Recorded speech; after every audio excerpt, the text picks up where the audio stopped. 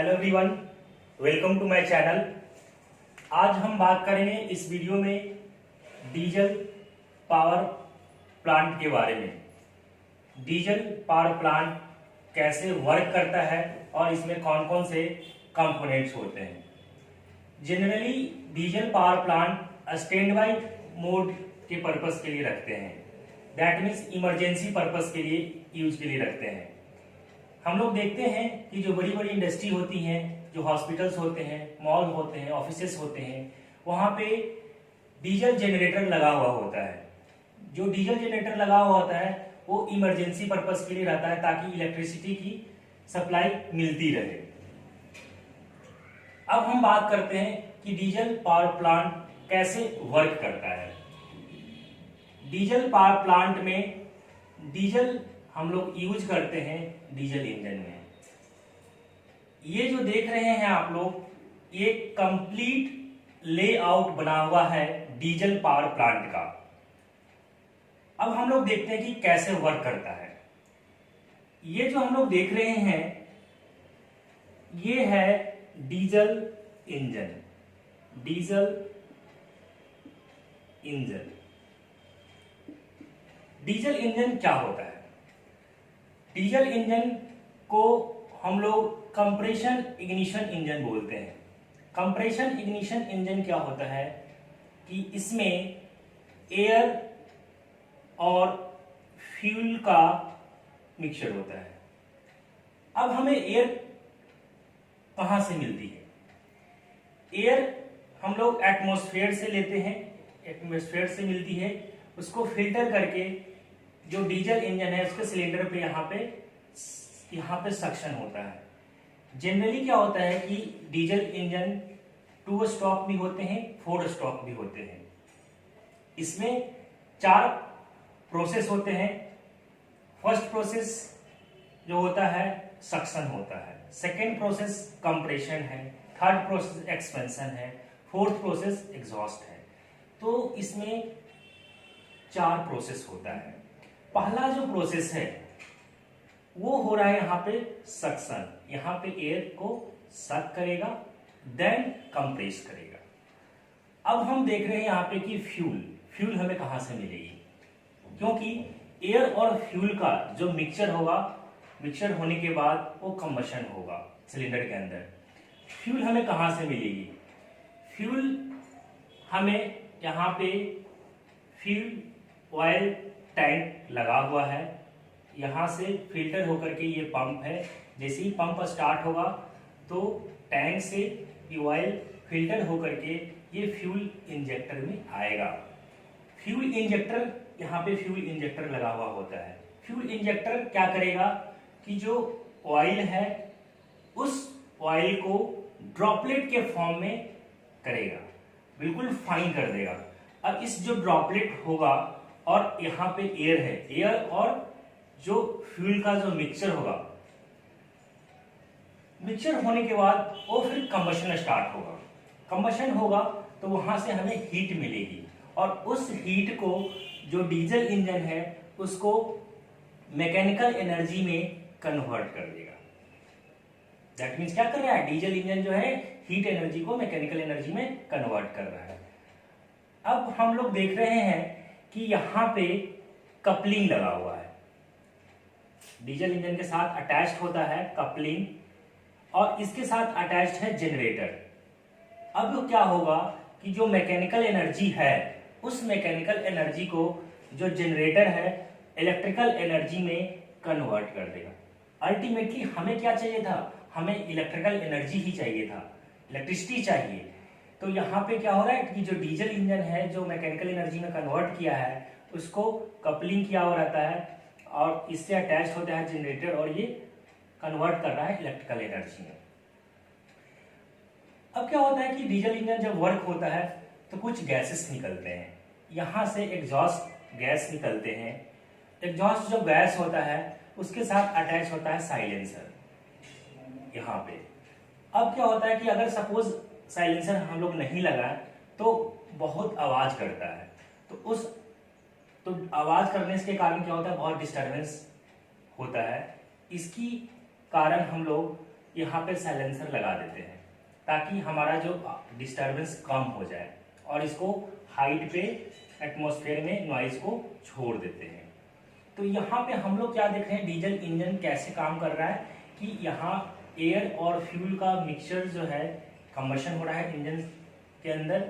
Air यहाँ से enter करवा रहे हैं इंजन सिलेंडर के अंदर एटमॉस्फेयर से, और यहाँ टैंक से ऑयल पंप के थ्रू फ्यूल इंजेक्टर के पास आ रहा है, यहाँ से ड्रॉपलेट के फॉर्म में हो गया, और एयर और फ्यूल का मिक्सर जो है वो होने के बाद कंबशन हो रहा है, उससे हमें हीट मिल रही है, और हीट को डीजल इंजन क्या कर रहा है, मैकेनिकल एनर्जी में कन्वर्ट कर रहा है। और इस मैकेनिकल एनर्जी को कपलिंग के साथ अटैच होता है, कपलिंग जनरेटर के साथ अटैच होता है, और उसको इलेक्ट्रिकल एनर्जी में कन्वर्ट कर रहा है जनरेटर। तो इस तरीके से ये काम करता है। अब डीजल इंजन को प्रॉपर वर्क करने के लिए हमें लुब्रिकेशन की जरूरत होती है।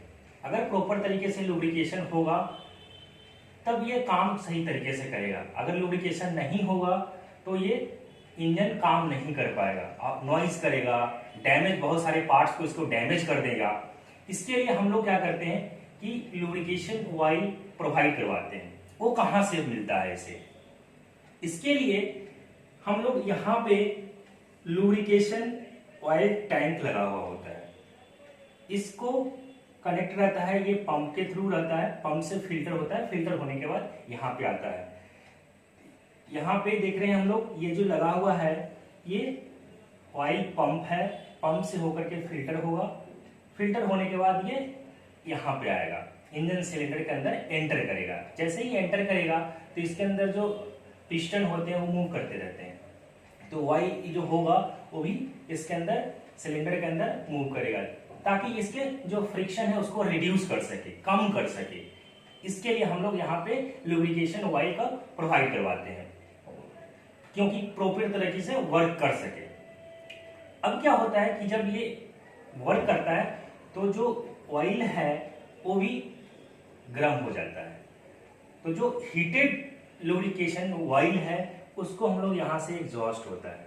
यहाँ पे हम लोग देख रहे हैं कि हीटेड लुब्रिकेशन ऑयल, ये कहाँ पे आएगा, ये आएगा फिल्टर होगा, ये फिल्टर में आएगा। हीटेड लुब्रिकेशन ऑयल को हम एंटर कहाँ पे होगा, ये फिल्टर में आएगा, फिल्टर से ये आ जाएगा कहाँ पे, ऑयल कूलर में आएगा। ऑयल कूलर का काम क्या होगा कि ये जो हीटेड लुब्रिकेशन ऑयल है उसको ठंडा करने का काम करेगा। तो ये ठंडा कैसे करेगा, इसके लिए हम लोग एक सिस्टम लगा दिया है यहाँ पे, ये कंडेंसर लगा हुआ है। कंडेंसर का काम क्या होता है कि पानी को ठंडा करना, और कंडेंसर के साथ अटैच किया हुआ है ये कूलिंग टावर। यहाँ से क्या होता है कि जो वाटर है ये कूलिंग टावर से होकर के गुजरता है, और ये बड़ी बड़ी कूलिंग टावर होती हैं, हायर हाइट से ये नीचे आता है, एयर के कांटेक्ट में आने के बाद ये ठंडा हो जाता है, और फिर ये यहाँ पे कंडेंसर में आता है। फिर इस जो ठंडा जो कूल जो वाटर है, उस कूल वाटर को हम इसको पंप के थ्रू इसको हम यहाँ पे भेजते हैं ऑयल कूलर में। ये तो ऑयल कूलर जो है के अंदर ये ठंडा करने का काम कर रहा है ये, लेकिन ये क्या है कि जो ऑयल है वो हीटेड है, गर्म है, उसको क्या करेगा, उसके हीट को ये जो वाटर है एब्जॉर्ब कर लेगा। ठीक है, ये हीटेड जो ऑयल है उसको एब्जॉर्ब कर लेगा, और जो गर्म जो वाटर हो जाएगा वो वापस इसको हम कहाँ पे भेज देंगे, कंडेंसर में। ठीक है, फिर यहाँ पे क्या होगा, कंडेंसर जो हीटेड जो गर्म वाटर है उसको फिर अगेन ठंडा करेगा। ऑयल यहाँ पे कूलिंग टावर के पास जाएगा, कूलिंग टावर फिर उसको से अटैच्ड है, वो कूल होने के बाद इसमें आएगा अगेन। अब हम लोग देख रहे हैं कि ये जो हीटेड लुब्रिकेशन ऑयल था ये कूल हो गया। कूल होने के बाद ये रिटर्न होगा। रिटर्न कहाँ होगा, ये रिटर्न होगा लुब्रिकेशन ऑयल टैंक में, ये रिटर्न हो जाएगा। तो ये हम लोग देख रहे हैं कि वो इस तरीके से ये सिस्टम जो है वो काम कर रहा है, ये कंप्लीटली इस तरीके से वर्क कर रहा है। अब हम बात करते हैं कि डीजल इंजन जो होते हैं, कोई स्मॉल डीजल इंजन जो होते हैं, उसको हम लोग मैनुअली स्टार्ट कर लेते हैं, इजीली हो जाता है, हैंडल से करते हैं वो हो जाता है स्टार्ट। बट अगर जो बड़ी बड़ी इंडस्ट्री होती हैं, मॉल्स होते हैं, हॉस्पिटल्स हैं, ऑफिसेस हैं, वहाँ पे हम लोग देखते हैं कि बड़ी बड़ी जो होती हैं वो डीजल जनरेटर लगे हुए होते हैं, उसको हम लोग मैनुअली स्टार्ट नहीं कर पाते हैं, उसके लिए हमें स्विच की जरूरत होती है। कभी कभी देखते हैं कि काफी दिनों से अगर नहीं चल रहा है तो उस कंडीशन में नहीं हो पाता है स्टार्ट। उसके लिए हम लोग क्या करते हैं कि एक सिस्टम लगा देते हैं। सिस्टम क्या लगाते हैं कि यहाँ पे हम लोग देख रहे हैं कि एक कंप्रेसर लगा हुआ है। ये कंप्रेसर क्या करेगा, यहाँ से एयर लेगा, एयर लेने के बाद एयर को कंप्रेस करेगा। जब एयर को कंप्रेस करेगा तो उसके प्रेशर और टेम्परेचर को इंक्रीज कर देगा, इंक्रीज होगा, ठीक है। कंप्रेस करने के बाद ये कहाँ आएगा, ये आएगा फिल्टर में। जो कंप्रेस एयर है वो फिल्टर से होकर के वो आएगा इंजन सिलेंडर, यहाँ पे स्ट्राइक करेगा।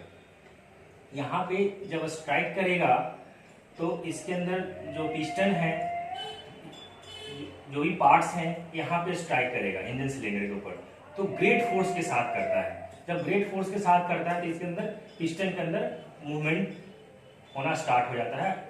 उसके बाद फिर क्या होता है कि डीजल इंजन जो है वो स्टार्ट हो जाता है। तो इस तरीके से काम करता है diesel power plant. Thank you video देखने के लिए।